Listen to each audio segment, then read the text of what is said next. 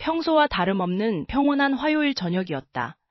창밖으로는 늦봄의 서늘한 바람이 불어와 커튼을 가볍게 흔들었고 거실에는 은은한 재즈 음악이 잔잔하게 깔려 있었다. 나는 퇴근 후 넥타이를 느슨하게 풀고 소파에 앉아 습관처럼 아내가 차려주는 저녁 식사를 기다리고 있었다. 주방에서 달그락거리는 식기소리와 구수한 된장찌개 냄새가 어우러진 이 풍경은 지난 5년 동안 우리 부부의 삶을 지탱해온 가장 견고하고 익숙한 일상이었다. 나는 아내가 정성스레 식탁을 차리는 뒷모습을 보며 오늘 하루 겪었던 피로가 씻겨 내려가는 듯한 안도감을 느끼곤 했다. 아내는 요리를 하며 콧노래를 흥얼거렸고 나는 식탁에 앉아 물컵을 만지작거렸다. 결혼 생활이라는 게 별거 없다고 생각했다. 서로의 눈치를 보며 기분을 맞추고 작은 일에도 웃음을 터뜨리며 오늘 하루는 어땠는지 묻는 것. 비록 내 성격이 눈치가 좀 빠르긴 해서 아내의 미묘한 표정 변화나 말투 하나하나에 민감하게 반응할 때도 있었지만 대체로 우리는 남들이 부러워할 만큼 평범하고 평화로운 부부였다. 아내는 가끔 덜렁대거나 의도치 않게 말실수를 해서 나를 당황하게 만들 때도 있었지만 그마저도 그녀의 귀여운 허물이라고 생각하며 웃어넘기곤 했다. 오늘 된장찌개 진짜 맛있다. 당신 파를 좀 더 넣으니까 훨씬 깊은 맛이 나네. 내가 칭찬을 건네자 아내는 환하게 웃으며 내 맞은편 자리에 앉았다. 밥숟가락을 뜨며 이런저런 일상 이야기를 나누던 중 아내가 갑자기 젓가락을 내려놓고는 상기된 표정으로 입을 열었다. 아, 맞다. 당신 저번 주에 갔던 그 레스토랑 있잖아. 거기 진짜 맛있지 않았어? 어제 친구들이랑 이야기하다가 갑자기 생각나더라고. 분위기도 정말 좋았는데 당신이 예약해줘서 더 기분 좋았던 거 알지? 나는 숟가락을 든 채 잠시 멈칫했다. 저번 주? 레스토랑? 우리 부부는 지난주 내내 저녁을 집에서 함께 먹었다. 내가 야근을 했던 목요일을 제외하고는 말이다. 나는 고개를 갸웃거리며 아내를 빤히 쳐다보았다. 아내는 아무렇지 않다는 듯 다시 밥을 먹으려 했지만 그녀의 손끝이 아주 미세하게 떨리는 것을 나는 놓치지 않았다. 나의 빠른 눈치가 본능적으로 경고등을 울리기 시작했다. 저번 주라고? 우리 저번 주에는 주말 내내 집에서 뒹굴기만 했잖아. 토요일엔 비 와서 장도 안 보고 배달시켜 먹었고 일요일에는 당신이 하루 종일 청소하느라 정신 없었잖아. 우리가 언제 레스토랑에 갔어? 내 말에 아내는 태연하게 웃으려 했지만 입꼬리가 부자연스럽게 비틀렸다. 그녀는 서둘러 물컵을 집어들며 시선을 피했다. 어머, 내가 정신이 나갔나 봐. 저번 주가 아니라 그 전인가? 아, 정말 헷갈린다. 요즘 왜 이렇게 건망증이 심해지는지 모르겠네. 아내는 그렇게 대수롭지 않은 일인 양 넘기려 했지만 내 머릿속에는 방금 전 아내가 말한 예약이라는 단어가 징글맞게 박혀 있었다. 나는 가만히 아내의 눈을 응시했다. 무언가 잘못되었다는 감각이 등줄기를 타고 서늘하게 퍼졌다. 나는 쐐기를 박듯 다시 한번 낮은 목소리로 물었다. 여보, 잘 생각해봐. 나는 지난주에 당신이랑 밖에서 외식한 기억이 전혀 없거든. 우리 분명히 저녁마다 집에서 얼굴 보면서 밥 먹지 않았어? 당신이 말한 그 레스토랑 도대체 누구랑 간 거야? 순간 식탁 위의 공기가 얼어붙었다. 방금 전까지 생기 넘치던 아내의 얼굴에서 핏기가 빠른 속도로 빠져나갔다. 그녀의 눈동자가 갈 곳을 잃고 미친 듯이 흔들리기 시작했다. 손에 들고 있던 숟가락이 힘없이 바닥으로 떨어지며 챙그랑하는 날카로운 소리를 냈다. 아내는 입을 꾹 다문 채 마치 숨이 막히는 사람처럼 하얗게 질린 얼굴로 나를 바라보았다. 그 눈빛에는 당혹감을 넘어선 숨길 수 없는 공포가 서려 있었다. 아내의 그 말 한마디가 내 머릿속에서 떠나질 않았다. 분명 지난주 나는 아내와 단둘이 그 레스토랑에 간 적이 없다. 그런데 아내는 마치 우리가 함께 스테이크를 썰고 와인을 마셨던 것처럼 구체적인 메뉴의 맛과 창밖으로 보이던 야경까지 묘사했다. 처음에는 그저 아내가 피곤해서 기억을 착각했겠거니 생각했다. 하지만 그날 이후 아내를 바라보는 내 시선에 미세한 균열이 생기기 시작했다. 눈치가 빠른 편인 나는 아내의 일거수일투족을 본능적으로 관찰하게 되었다. 예전에는 그저 사랑스러운 아내로 보였던 행동들이 이제는 하나하나 의심의 퍼즐 조각으로 다가왔다. 가장 먼저 눈에 띈 변화는 주말의 풍경이었다. 결혼 초반까지만 해도 우리는 주말이면 늘 함께였다. 집 근처 카페에 가거나 가까운 공원을 산책하는 것이 우리의 당연한 일과였다. 하지만 최근 들어 아내는 부쩍 주말 출근을 핑계 삼는 날이 잦아졌다. 이번 프로젝트가 정말 중요해서 그래. 팀장님이 이번 주말까지 기획안을 마무리하라고 하셨거든. 아내는 미안한 표정을 지으며 현관문을 나섰지만 그 눈빛은 예전의 다정함과는 미묘하게 달랐다. 나는 창가에 서서 아내가 탄 택시가 멀어지는 것을 가만히 지켜보곤 했다. 텅 빈 집안의 정막이 유난히 차갑게 느껴졌다. 아내가 집을 비우는 시간 동안 나는 거실에 앉아 깊은 생각에 잠겼다. 그녀가 말한 일이 정말 사실일까? 아니면 내가 모르는 다른 누군가와 함께 시간을 보내고 있는 걸까? 그런 생각을 하는 것조차 스스로에게 수치스러웠지만 의심은 독버섯처럼 마음속 깊은 곳에서 자라났다. 아내의 화장대 위에는 평소 보지 못했던 향수들이 놓여 있었고 가끔은 평소 잘 입지 않던 세련된 옷을 꺼내 입고 나가기도 했다. 그럴 때마다 아내는 거울을 보며 설레는 표정을 지었다. 나를 향한 것이 아닌 누군가를 향한 준비처럼 보였다. 오늘도 아내는 어김없이 늦은 저녁에 귀가했다. 현관문 도어락 소리가 들리자마자 나는 반사적으로 소파에서 일어나 그녀를 맞이했다. 아내는 피곤한 기색이 역력했지만 어딘가 모르게 들떠있는 듯한 묘한 분위기를 풍기고 있었다. 고생했어. 내 말에 아내는 살짝 웃으며 대답했다. 응, 정말 힘들었어. 팀장님이 이번에 정말 까다롭게 굴더라고. 아내는 가방을 소파에 던져두고 화장실로 향했다. 물소리가 들리기 시작하자 나는 무거운 마음으로 거실에 덩그러니 놓인 아내의 가방을 바라보았다. 무언가에 홀린 듯 나는 아내의 가방 옆에 놓인 그녀의 스마트폰으로 시선이 꽂혔다. 평소라면 결코 하지 않았을 행동이었다. 하지만 머릿속을 맴도는 의구심은 이성적인 판단을 압도해버렸다. 나는 조심스럽게 아내의 휴대폰을 집어들었다. 화면이 켜지자마자 메시지 알림 하나가 상단에 떠올랐다. 심장이 입 밖으로 튀어나올 것만 같았다. 발신자는 과거 아내와 같은 부서에서 일했던 지금은 다른 회사의 팀장으로 있는 그 남자였다. 오늘 밤 우리만의 그곳에서 기다릴게. 늦지 마. 숨이 턱 막혔다. 우리만의 그곳이라니. 등줄기로 서늘한 식은땀이 흘러내렸다. 나는 떨리는 손으로 메시지를 다시 읽고 또 읽었다. 그들이 말하는 비밀 장소는 도대체 어디일까? 아내의 비밀이 드디어 그 실체를 드러내고 있었다. 의심은 한번 싹트기 시작하면 걷잡을 수 없이 덩치를 키우는 독초와 같았다. 아내의 가방 속에 숨겨진 낯선 향수 냄새. 평소라면 절대 하지 않았을 미묘한 말투의 변화, 그리고 휴일 오후마다 울리는 진동소리까지. 내 눈치가 틀린 적은 단 한 번도 없었다. 아내는 지금 나와 같은 공간에 있지만 마음은 이미 다른 곳으로 한참을 떠나 있었다. 나는 묵묵히 그 뒤를 밟았다. 주말이라고 했던 출근은 역시나 거짓말이었다. 시내 한복판의 한적한 카페, 구석진 자리에 앉아있는 아내의 모습이 보였다. 그리고 그 맞은편에는 익숙한 실루엣이 있었다. 바로 우리 회사 본부장이었다. 평소 내 업무 성과를 가로채고 인격 모독을 일삼던 그 인간이 지금 내 아내의 손을 부드럽게 감싸쥐고 있었다. 유리창 너머로 그들의 대화가 파편처럼 뇌리에 박혔다.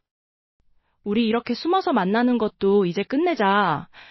당신도 알잖아. 그 사람이 얼마나 답답하고 재미없는 사람인지. 내가 당신을 얼마나 더 행복하게 해줄 수 있는지 잘 알잖아. 본부장의 목소리는 낮고 감미로웠지만 그 내용은 칼날처럼 날카로웠다.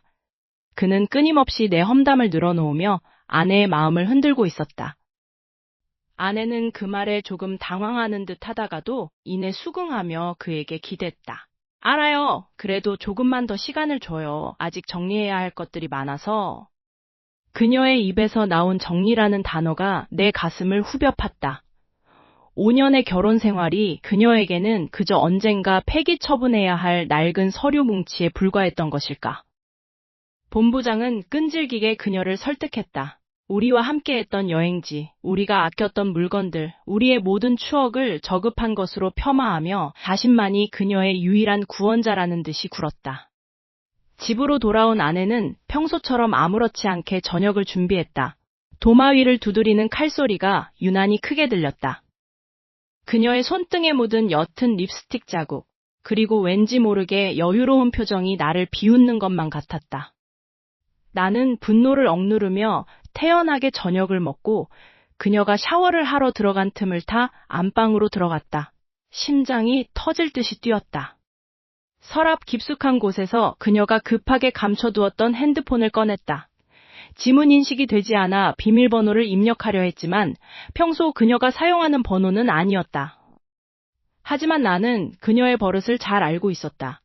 중요한 날짜나 본부장의 생일일지도 모른다는 생각에 숫자를 조합해 보았다. 툭 하고 화면이 열렸다. 메신저 창에는 우리가 상상조차 할 수 없는 대화들이 즐비했다. 단순히 바람을 피우는 수준이 아니었다.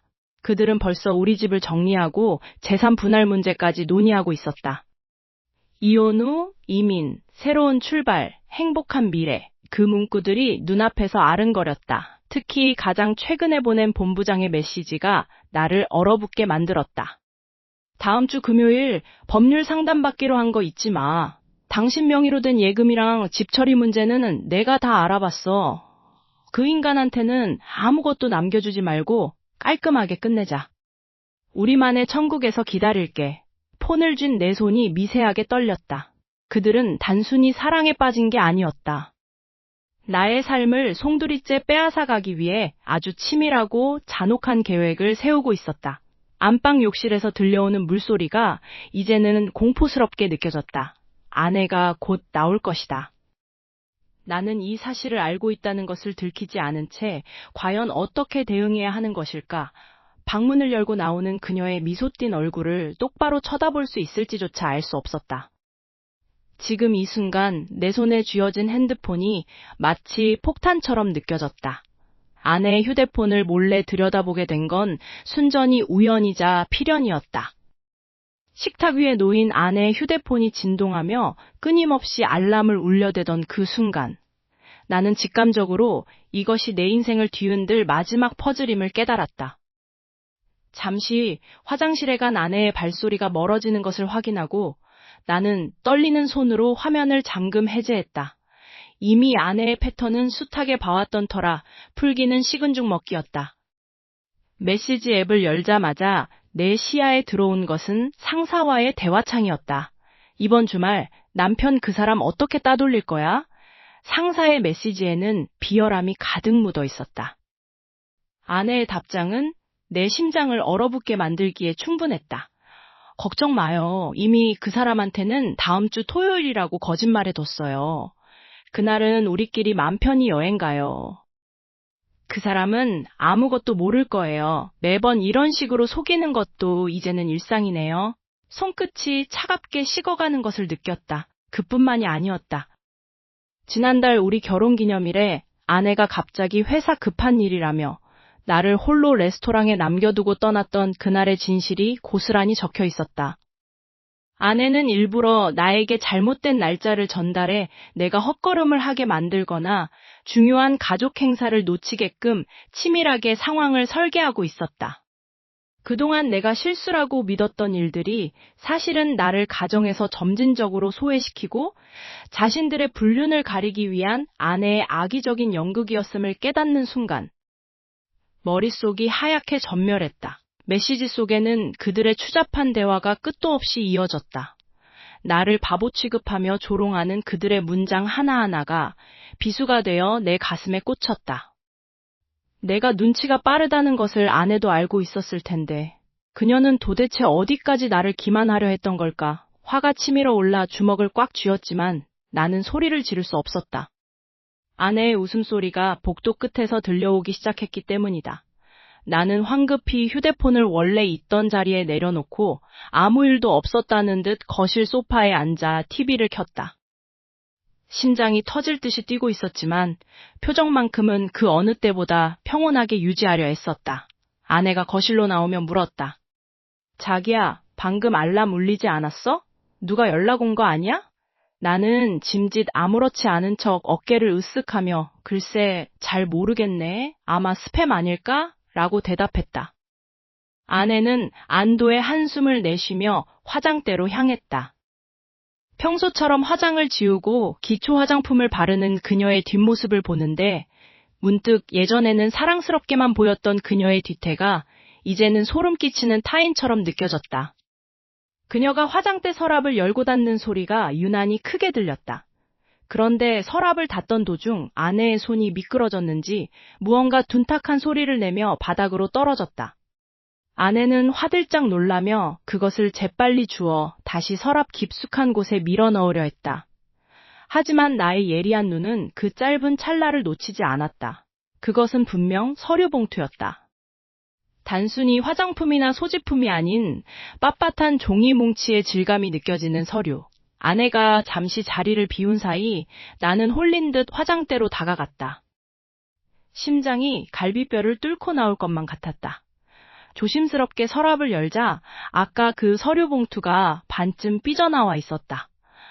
떨리는 손으로 봉투를 꺼내 내용물을 확인했다. 첫 장에 적힌 이혼 조정 신청서라는 글자가 내 눈을 찔렀다.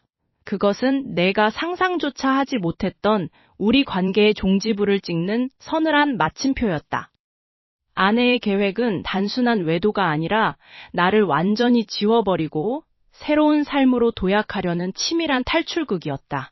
뒤에서 다시 발자국 소리가 들려왔다. 나는 서류를 든 채 굳어버렸다. 회사 로비의 차가운 대리석 바닥을 밟는 내 발걸음은 생각보다 무거웠다. 심장이 입 밖으로 튀어나올 것처럼 쿵쾅거렸지만 나는 애써 넥타이를 고쳐매며 감정을 억눌렀다.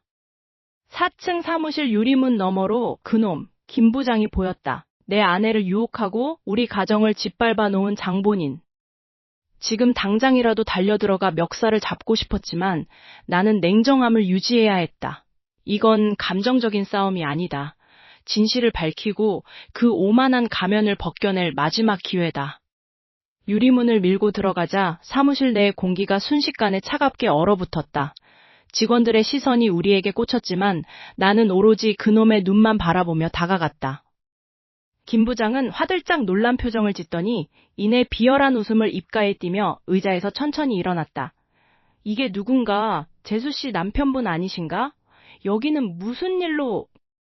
나는 더 이상 듣고 싶지 않아 그의 말을 잘랐다. 당신이 내 아내랑 무슨 짓을 하고 다니는지 다 알아. 더 이상 발뺌할 생각 마. 내 목소리는 떨리고 있었지만 단호했다. 주변 직원들이 웅성거리기 시작했다. 하지만 김 부장은 당황하기는커녕 오히려 어이없다는 듯 헛웃음을 내뱉으며 주변을 둘러보았다. 마치 내가 이곳에 난동을 피우러 온 미친 사람이라는 듯한 태도였다. 아, 이제 알겠네. 요즘 아내분께서 제게 하소연하시더니 정말 사실이었군. 그가 한숨을 내쉬며 나를 동정어린 눈빛으로 바라보았다. 남편분이 심한 의부증 때문에 아내분을 그렇게 괴롭히신다고 들었습니다. 업무 중인 제게 찾아와 이러시면 곤란하죠. 제발 현실을 좀 직시하시죠, 정 선생님. 가슴이 타들어가는 것 같았다. 그의 입에서 나오는 거짓말은 너무도 자연스러워서 마치 진실인 것처럼 주변 사람들의 귀에 박혔다. 그는 내가 아내를 정신적으로 학대하는 집착남이라고 몰아가고 있었다. 억울함에 주먹이 부들부들 떨렸다.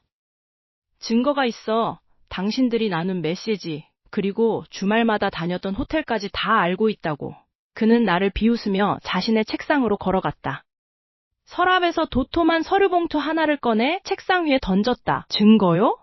정 선생님이 말하는 증거가 겨우 이런 건가 보군요. 봉투 안에서 사진 몇 장이 흘러나왔다. 나는 눈을 의심했다.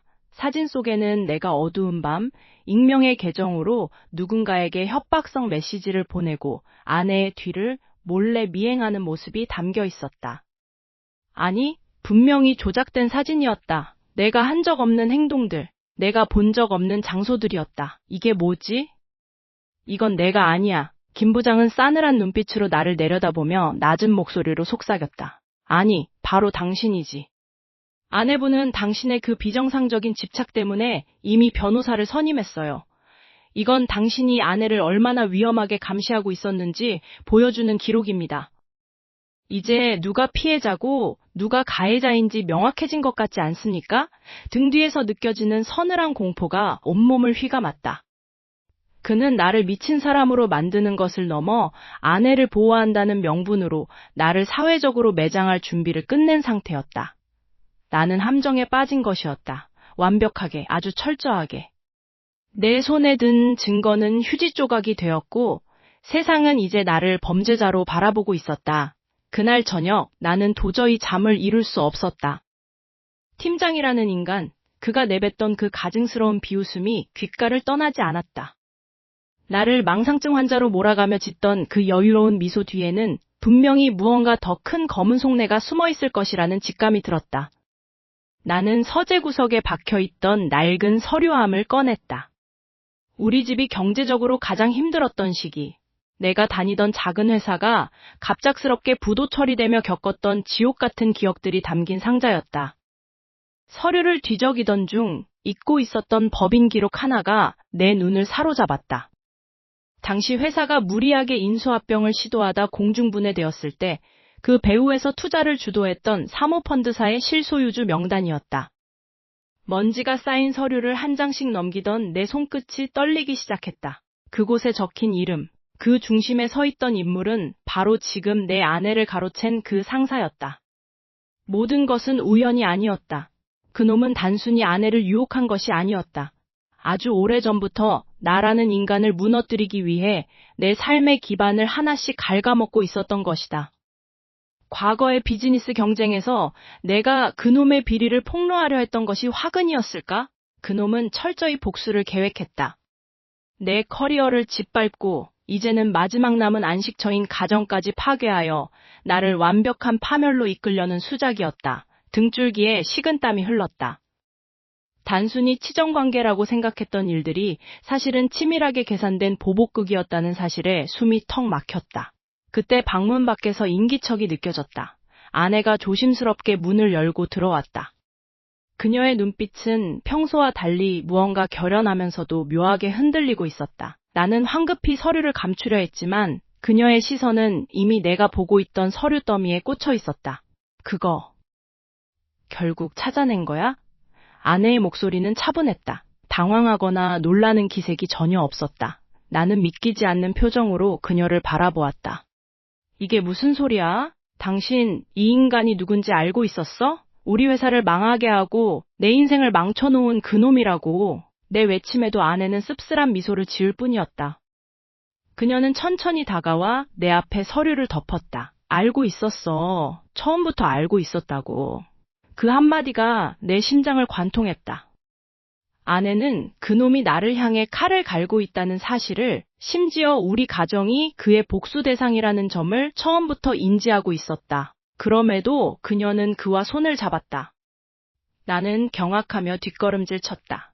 당신 제정신이야? 그 인간이 나를 파멸시키려는 걸 알면서도 그 품에 안긴 거야? 대체 왜? 아내는 창밖을 멍하니 바라보며 나지막이 대답했다. 당신과 함께하는 그 가난하고 비참한 현실보다는 그 사람이 약속한 미래가 훨씬 더 달콤했으니까. 당신을 무너뜨리는 대가로 내가 얻을 수 있는 게 얼마나 많은지 당신은 상상도 못할 거야. 그 사람이 말했어. 당신을 완전히 짓밟고 나면 우리 둘이서 새로운 시작을 하자고. 난 그저 그 사람의 계획이 성공하기만을 기다리며 당신 옆에서 마지막 연기를 하고 있었던 것뿐이야. 심장이 쿵 하고 내려앉는 기분이었다. 배신감보다 더 큰 것은 내가 사랑했던 여자가 내 인생을 파괴하는 도구로서의 삶을 기꺼이 선택했다는 사실이었다.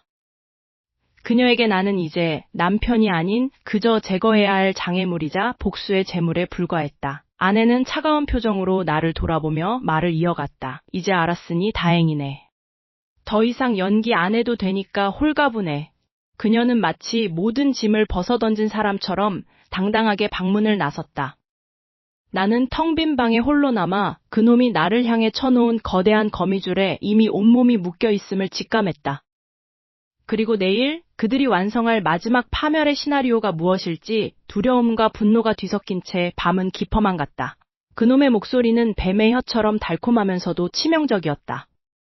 상사가 아내의 귀에 속삭였을 그 독설들이 지금 우리 거실을 뒤덮고 있었다.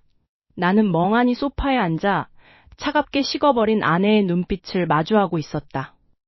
아내는 조금 전까지 그가 건넸다는 믿을 만한 정보라며 내 눈앞에 서류 뭉치를 내던졌다.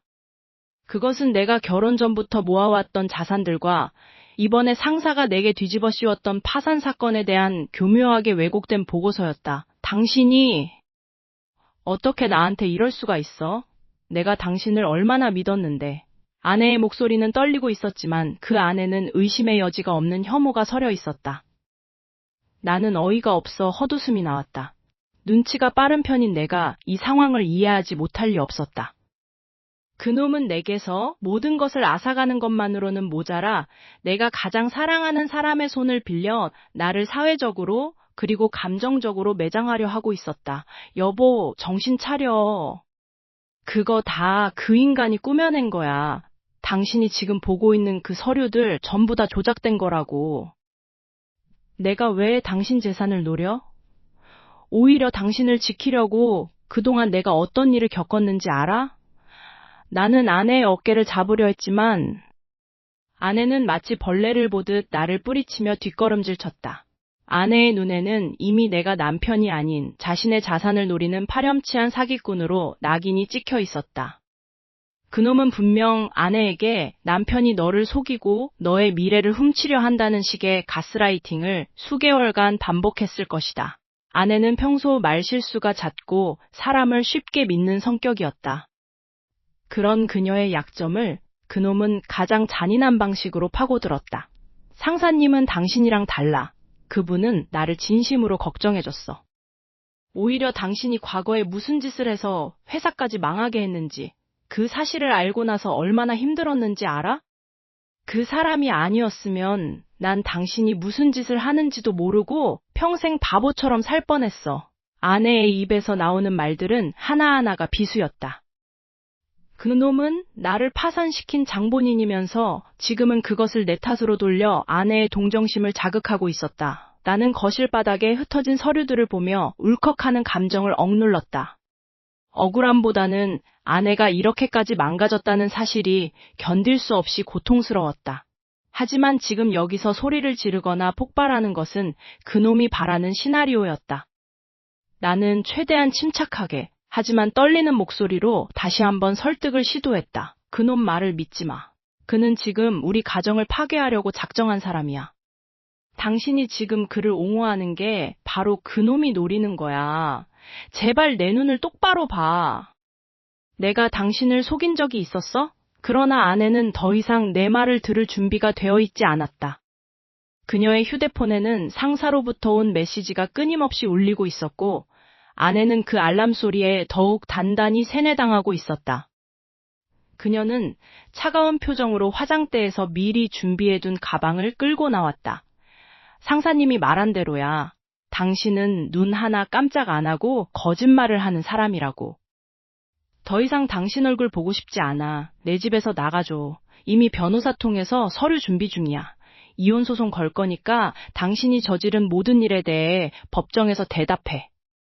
아내는 현관문을 가리키며 단호하게 말했다. 당장 나가. 지금 당장 이 집에서 나가서 법원에서 연락 올 때까지 내 눈앞에서 사라져. 양가 부모님을 모신 식사 자리는 살얼음판을 걷는 듯했다. 나는 침착하게 자리에 앉아 묵묵히 물잔을 만지작거렸다. 내 옆에 앉은 아내는 여전히 아무것도 모른 채 그저 이 자리가 불편하다는 듯 미간을 찌푸리고 있었다. 맞은편에는 뻔뻔하게도 상사가 앉아 있었다. 그는 자신이 이 자리에 초대된 이유가 사위와 장인의 화해를 돕기 위해서라고 믿고 있는 모양이었다. 웃음이 나왔다. 그 가식적인 가면을 찢어버릴 시간이 드디어 온 것이다. 오늘 이 자리를 마련한 이유는 간단합니다. 내가 입을 열자 모두의 시선이 집중되었다. 상사는 여유로운 표정으로 나를 바라보며 입꼬리를 올렸다. 나는 품 안에서 두툼한 서류 봉투를 꺼내 테이블 중앙에 던졌다. 둔탁한 소리가 정적을 깼다. 아내는 의아한 표정으로 나를 보았고 상사의 눈동자가 찰나의 순간 흔들렸다. 이게 뭔가? 장인어른이 물으셨다. 나는 대답 대신 서류 봉투를 열어 내용물을 하나씩 펼쳤다. 상사와 아내가 주고받은 적나라한 대화 내용, 나를 속이기 위해 계획적으로 날조했던 일정표. 그리고 무엇보다 그가 내 회사를 파산시키기 위해 뒤에서 공작했던 자금 흐름 기록이 고스란히 담겨 있었다. 사진 속 두 사람의 다정한 모습이 공개되자 장모님은 비명을 지르며 입을 틀어막으셨고 장인어른의 얼굴은 불그락푸르락 변해갔다. 이게 다 뭐야? 오빠, 지금 무슨 짓을 하는 거야? 아내가 당황한 기색으로 소리쳤다. 하지만 그녀의 목소리는 떨리고 있었다. 그녀조차도 이 모든 것이 들통날 줄은 몰랐던 것이다. 상사는 당황한 듯 했지만 곧 평정심을 되찾으려 애쓰며 자리에서 일어났다. 이건 다 모함입니다. 김 대리가 나에게 앙심을 품고 꾸며낸 조작된 자료예요. 여러분, 현혹되지 마십시오. 나는 차가운 눈으로 그를 응시했다. 조작? 국세청과 경찰에 이미 제출된 자료들입니다. 당신이 내 회사를 무너뜨리고 내 아내를 꼬드겨 이용한 그 추악한 과거가 낱낱이 기록되어 있는데 과연 법정에서도 그렇게 말할 수 있을지 궁금하군요. 식당 안은 순식간에 아수라장이 되었다. 양가 부모님들의 탄식과 울음소리가 뒤섞였고 상사의 비겁한 변명은 공허하게 울려 퍼졌다. 아내는 머리를 감싸쥐고 주저앉았다. 자신의 눈앞에 펼쳐진 현실이 꿈이기를 바라는 표정이었다. 나는 자리에서 일어나 그를 똑바로 쳐다보았다. 이제 도망칠 곳은 없었다. 모든 증거는 명확했고 그의 몰락은 이미 확정된 미래였다. 상사는 식은땀을 흘리며 주변을 둘러보았다. 더 이상 빠져나갈 구멍이 없다는 것을 깨달은 모양이었다.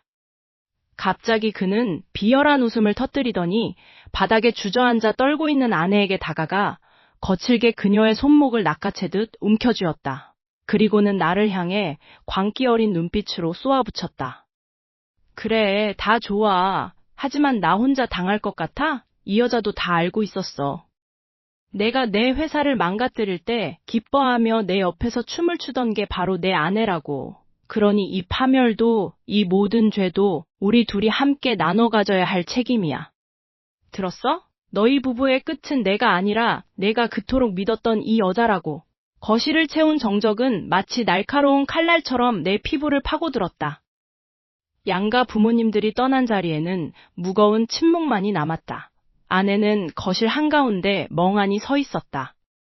그녀의 눈동자는 초점을 잃은 채 바닥을 향하고 있었고 거칠게 떨리는 그녀의 손끝이 방금 전까지 자신의 인생을 지탱해주던 믿음이 산산조각 났음을 증명하고 있었다. 이제 선택해. 나의 목소리는 스스로 듣기에도 믿기지 않을 만큼 차분하고 건조했다. 그 남자가 아니, 그 뱀 같은 상사가 저지른 횡령과 배임의 증거들을 경찰에 넘기는 것은 이제 시간 문제였다. 그와 함께한 모든 시간, 그가 쏟아낸 감언이설들이 사실은 나를 파멸시키기 위한 치밀한 복수극의 일환이었다는 것을 아내는 이제야 뼈저리게 깨달은 모양이었다. 아내는 흐느끼기 시작했다. 바닥으로 툭툭 떨어지는 눈물방울을 보며 나는 아무런 감정의 동요도 느낄 수 없었다. 눈치가 빠른 편인 내가 왜 진작 알지 못했을까? 아니, 어쩌면 진실을 마주하는 것이 두려워 애써 외면하고 싶었는지도 모른다. 그녀는 내 발치로 다가와 무릎을 꿇으려 했다. 그 익숙한 몸짓, 내가 한때 세상에서 가장 사랑했던 여자의 모습이 이제는 소름 끼치도록 낯설게 다가왔다. 여보, 나 정말 몰랐어. 그 사람이 나를 사랑하는 줄만 알았지. 당신을 무너뜨리려는 계획 같은 건 정말 몰랐단 말이야. 제발, 나 좀 살려줘. 당신밖에 없잖아. 그녀의 말실수는 끝이 없었다. 사랑이라는 단어를 입에 올리는 그녀의 모습에서 나는 혐오감을 느꼈다. 그 남자는 이미 그녀를 버리고 꼬리를 자를 준비를 마쳤을 텐데 그녀는 여전히 그 환상 속에 머물러 있었다. 나는 천천히 몸을 돌려 서재로 향했다. 그곳에는 그녀와 내가 함께 찍은 사진 액자가 놓여 있었다. 행복했던 과거의 흔적들이 이제는 나를 비웃는 족쇄처럼 느껴졌다. 법적 절차는 이미 시작되었다. 그녀가 계속해서 그 남자를 감싸고 거짓을 증언한다면 그녀 역시 공범으로 몰려 감옥행을 피할 수 없을 것이다. 반면 지금이라도 그를 고발하고 모든 진실을 털어놓는다면 최소한의 선처는 받을 수 있을 터였다. 이것은 내가 주는 마지막 기회이자 동시에 우리 관계의 완전한 종말을 고하는 신호탄이었다. 나는 창밖을 바라보았다. 밤거리는 여전히 평온하게 흘러가고 있었지만 내 안의 세계는 완전히 붕괴했다. 거실에서 들려오는 그녀의 울음소리가 점점 잦아들었다. 이제 그녀는 결단을 내려야 했다. 상간남의 품으로 돌아가 함께 몰락할 것인가? 아니면 이 차가운 현실을 인정하고 나에게 모든 것을 털어놓을 것인가? 하지만 내 마음은 이미 정해져 있었다. 증거가 명백해질수록 그녀의 눈물을 봐도 내 가슴 속에는 어떠한 온기도 피어나지 않았다. 배신은 한 번으로 충분하다. 신뢰가 무너진 자리에 남은 것은 폐허뿐이라는 것을 나는 너무 늦게 알아버렸다. 잠시 후 아내가 조용히 서재문을 두드렸다. 그녀의 손에는 그동안 그 남자와 주고받았던 비밀스러운 메모들이 들려 있었다. 그녀의 눈빛은 무언가 결심한 듯 했지만 그 눈빛조차 나에게는 더 이상 진실하게 다가오지 않았다. 나는 천천히 돌아앉아 그녀를 응시했다. 과연 이 지독한 상처를 딛고 우리가 다시 시작할 수 있을까? 아니, 애초에 회복이라는 것이 가능하기는 한 걸까? 믿음이라는 이름의 유리잔은 이미 조각나버렸고 그 파편들은 우리의 발밑에서 붉은 피를 흘리게 만들고 있었다. 나는 마지막으로 그녀에게 물었다. 이 모든 것을 멈추고 제자리로 돌아갈 수 있다고 믿어? 그녀는 대답 대신 무너져 내렸다. 우리의 결말은 이미 정해져 있는지도 모른다. 사랑은 한순간에 꽃피지만 신뢰는 영원히 시들어버리는 것일까? 부서진 조각들을 다시 붙여보려 해도 손에 닿는 것은 여전히 날카로운 아픔뿐이었다. 과연 이 지옥 같은 현실 속에서 나는 다시 한번 그녀를 믿을 수 있을까? 아니면 이대로 모든 것을 내려놓고 영원한 작별을 고해야 할까?